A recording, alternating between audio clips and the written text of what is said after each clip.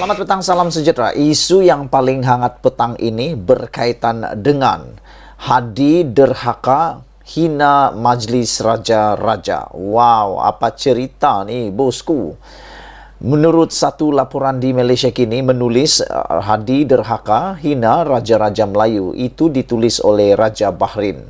Saudara-saudara, nampaknya Muhammad Hadi Awang masih lagi belum move on daripada keputusan yang telah dimuktamadkan melalui Majlis Raja-Raja yang di Pertuan Agong telah pun bersidang bersama dengan Majlis Raja-Raja dan telah pun mengambil keputusan bahawa kerajaan perpaduan akan dibuat untuk rakyat Malaysia, untuk negara Malaysia, yang mana Anwar Ibrahim pada hemat baginda telah mendapat majoriti dan layak dilantik menjadi Perdana Menteri.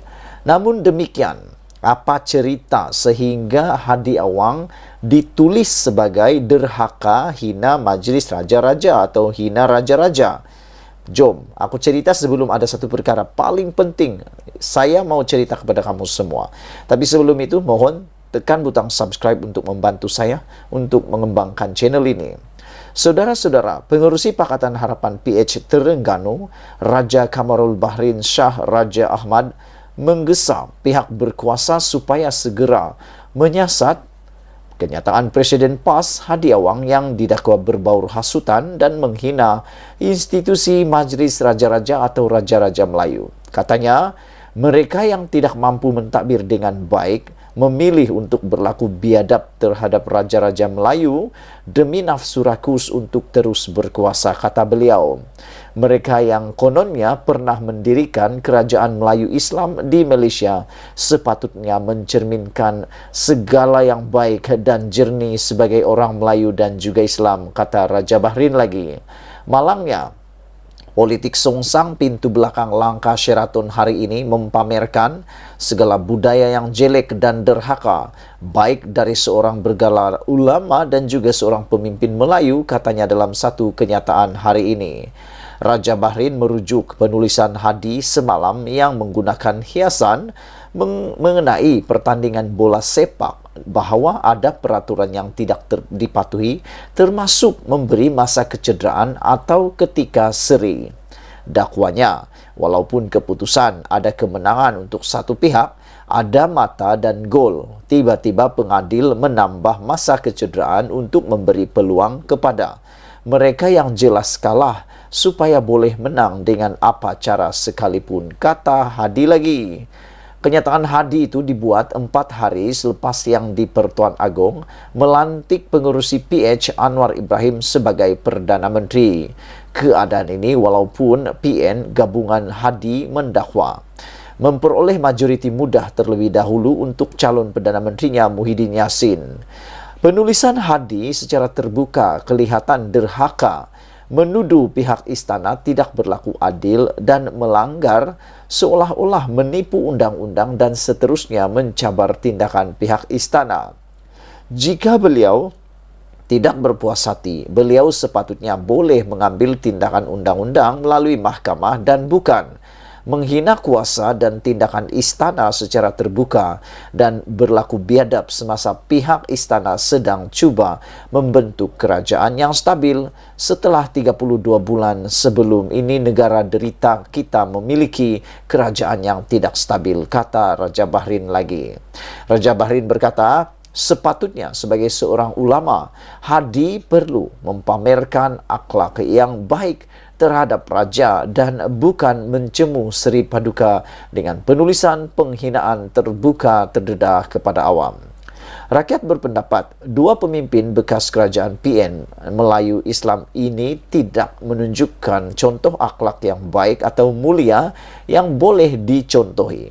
Dua pemimpin yang bergelar Tan Sri, yaitu darjah kebesaran kurniaan dari yang di Pertuan Agong, tidak menunjukkan contoh akhlak Melayu Islam yang baik terhadap raja-raja mereka untuk dicontohi rakyat jelata, kata beliau lagi.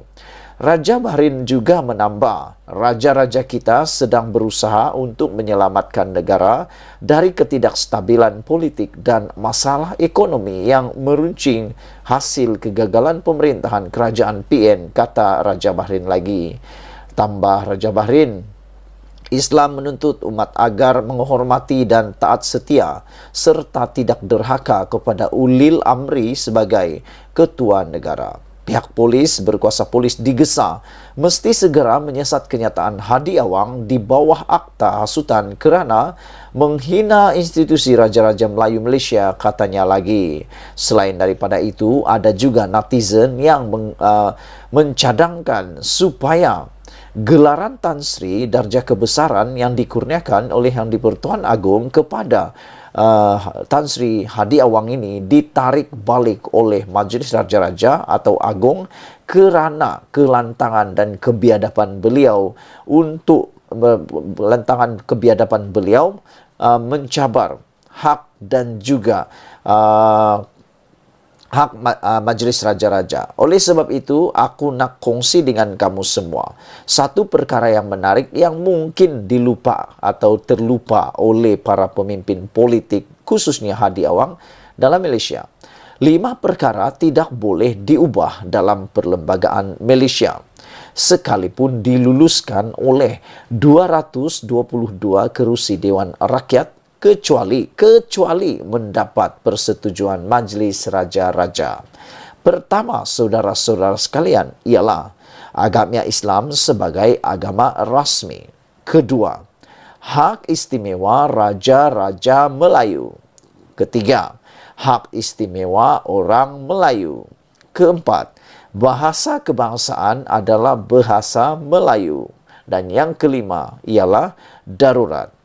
Mana-mana ahli politik yang mengatakan sebaliknya boleh jika ia disebabkan pertama, tidak faham perlembagaan Malaysia, atau B, tidak menghormati institusi kesultanan, atau C, hidup dalam penafian.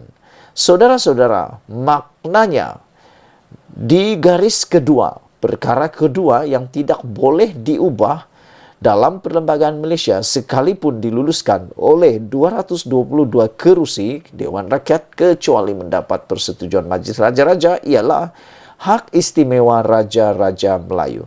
Harus diingat, Majlis Raja-Raja Melayu ini mempunyai hak yang istimewa. Siapapun yang mereka pilih, mereka boleh pilih. Dan yang paling penting, kalau tidak diperkenankan siapapun yang dipilih oleh ahli parlimen, pasti tidak akan juga jadi Perdana Menteri. Oleh sebab itulah, tindakan Hadi Awang ini telah melanggar perkara 2, yaitu hak istimewa Raja-Raja Melayu. Itulah dia saudara-saudara sekalian, satu isu, satu ulasan yang menarik untuk kita ketahui yang ditulis di Malaysia kini oleh Raja Bahrain, Hadi derhaka hina Raja-Raja Melayu. Sebelum kita berpisah, sila tinggalkan komen kamu, tekan butang subscribe. Malaysia kita punya, kita jaga sama-sama cintai Malaysiaku. Bye-bye.